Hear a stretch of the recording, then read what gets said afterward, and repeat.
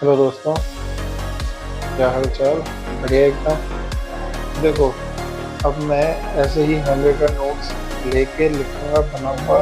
फिर उसके बाद ऐसे ही 2 2 3 3 मिनट की 1 मिनट की क्लिप डाला करूंगा, जिसमें मैं इस नोट्स को समझाया करूंगा। और यहाँ से आपको करना क्या है कि इन नोट्स को उतारना है अपनी नीड के लिए। मैं जो करवा रहा हूँ, जितना मैं करवा रहा हूँ, डेली 4 से 5 मिनट का अपन डालेंगे। और ये रील्स आपके लिए काफी फायदेमंद होने वाली है। ठीक है, तो चलो स्टार्ट करते हैं। पहला चैप्टर, ऑर्गेनिजम्स एंड पॉपुलेशंस। तो देखो, ऑर्गेनिज्म की बात करें, ऑर्गेनिज्म ये तो ऊपर लिखा हुआ है। ऑर्गेनिज्म कौन कौन होते हैं? ऑर्गेनिज्म अपने, देखो अपन ऑर्गेनिजम्स ही हैं, ये आपको पता है। प्लांट्स हुए, एनिमल्स हुए, और तुम्हारे माइक्रोब्स हुए। हम सब क्या है? ऑर्गेनिज्म। तो ऑर्गेनिज्म के बारे में क्या पता चला? प्लांट्स, एनिमल्स और माइक्रोब्स भी ऑर्गेनिजम्स हैं। फिर इसके अगली बात करें, एनवायरमेंट। अब देखो, ऑर्गेनिजम्स और एनवायरमेंट, इन दोनों के बीच में इंटर कनेक्शन होता है। क्या होता है? इंटरकनेक्टेड होते हैं ऑर्गेनिजम्स एंड एनवायरमेंट्स। ठीक है, पहली चीज ये बात समझ में आ गई।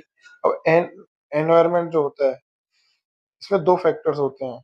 पहला होता है बायोटिक फैक्टर, और दूसरा होता है तुम्हारा एबायोटिक फैक्टर। कौन सा? एबायोटिक फैक्टर, जो कि ये रहा। ठीक है, एबायोटिक फैक्टर हो गया। अब समझना क्या है इसमें, तो समझने वाली बात ये है। एबायोटिक फैक्टर होता है, बायोटिक फैक्टर होता है। बायोटिक फैक्टर कौन कौन से होते हैं? प्लांट्स, एनिमल्स और माइक्रोब्स, जो कि हम लोग हैं, एनिमल्स और माइक्रोब्स हैं।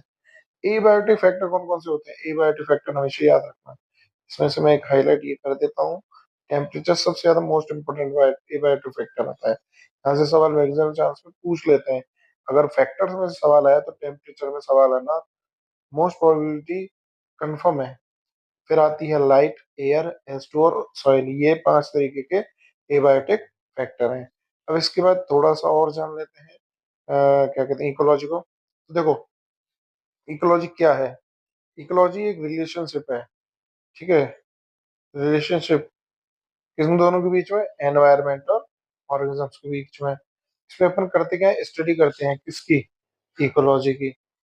और इकोलॉजी में से जो इको है, वह ओएकास, यानी कि ओएकास कौन सा शब्द है? ग्रीक शब्द है, उससे लिया गया है, जिसका अर्थ होता है हैबिटेट, यानी कि होम, हाउस, कुछ भी बोल सकते हो जहाँ पे रहते हैं। पर हैबिटेट का मतलब सभी को पता है। और लोगोस, और लोगोस का मतलब होता है स्टडीज। तो इतना ही अभी अपन इसमें पढ़ेंगे।